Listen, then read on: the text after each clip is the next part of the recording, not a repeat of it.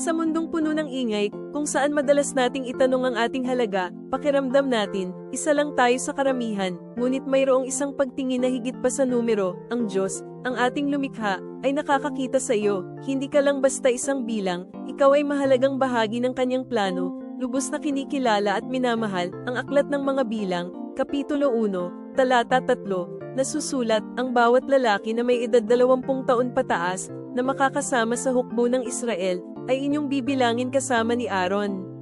Higit pa sa simpleng census, ang bawat pagbilang ng Diyos ay may mas malalim na kahulugan. Ito'y patunay na ang bawat isa ay nakikita, kinikilala, at may tiyak na puwang sa kanyang puso at plano. Hindi ka lamang isang bilang sa kanyang talaan, ang iyong pangalan ay nakaukit sa palad ng Diyos, sa kanyang mga mata.